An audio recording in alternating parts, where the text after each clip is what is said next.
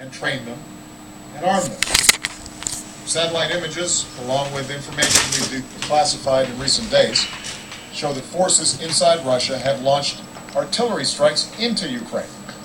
Another major violation Live of YouTube Ukraine's sovereignty. Obama And we have on information Ukraine. that Russia continues to build up its own forces near the Ukrainian border, and that more Russian military equipment, including artillery, armored vehicles, and air defense equipment, has been transferred across the border to these separatists.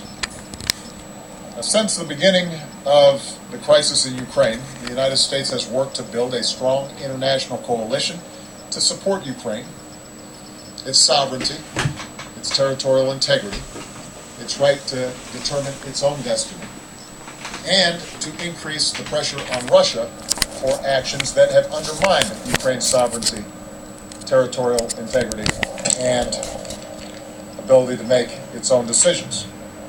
The core of that coalition is the United States and our European allies.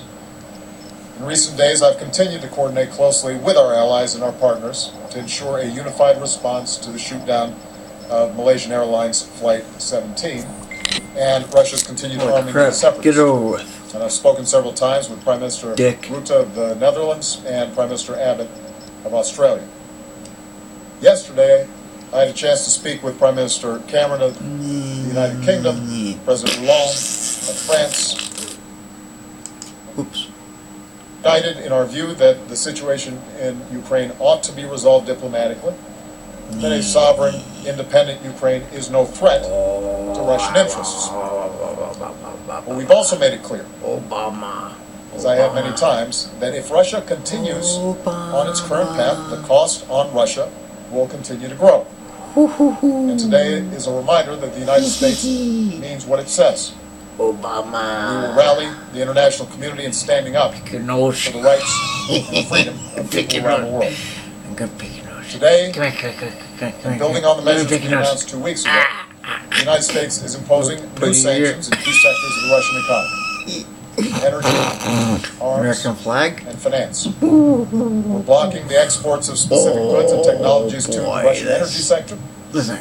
We're expanding our sanctions to more Russian banks and defense companies. And we're formally suspending credit that encourages exports to Russia and financing for economic development projects in Russia. At the same time, the European Union is joining us in imposing major sanctions on Russia. Its most significant and wide-ranging sanctions to date. In the financial sector, the EU is cutting off certain financing to state-owned banks in Russia. In the energy sector, the EU will stop exporting specific goods and technologies to Russia, which will make it more difficult for Russia to develop its oil Can I resources erase over your the long term. forehead?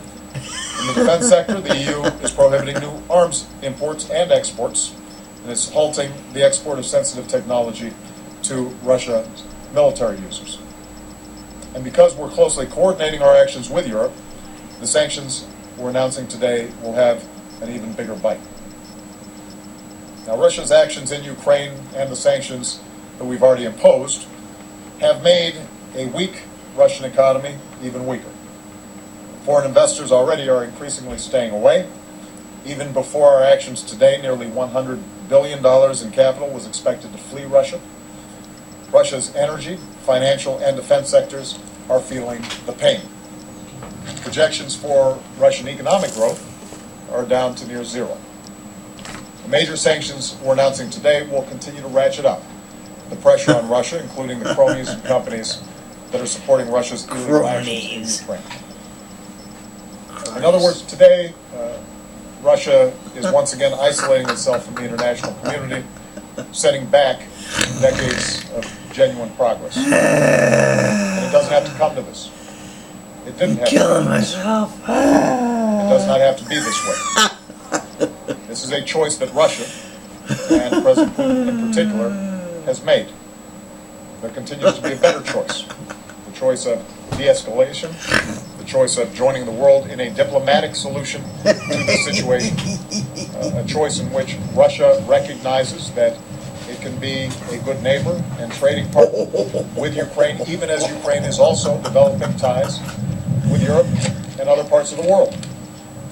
I'm going to continue to engage President Putin, as well as President Poroshenko, and our European partners in pursuit of such a diplomatic solution.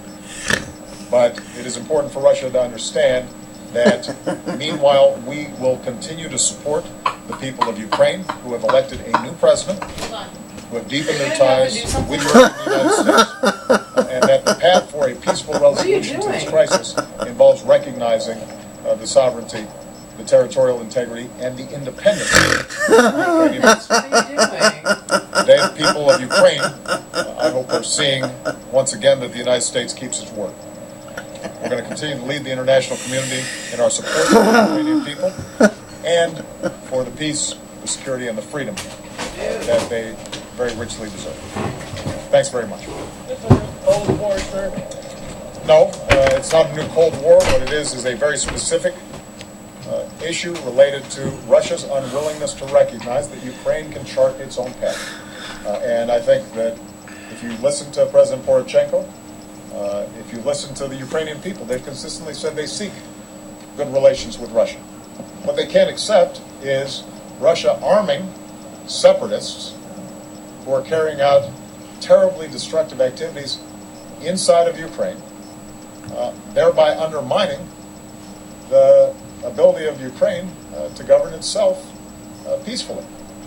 That's something that no country should have to accept. And the sooner that Russians recognize that the best chance for them to have influence inside of Ukraine is by being good neighbors and maintaining trade and commerce, rather than trying to dictate what the Ukrainian people can aspire to, rendering Ukraine a vassal state to Russia. The sooner that President Putin and Russia recognizes that, the sooner we can resolve this crisis in ways that doesn't result in the tragic loss of life that we've seen in eastern Ukraine. Really? Why have a paid for Are sanctions going to be enough? And are you considering lethal aid for Ukraine?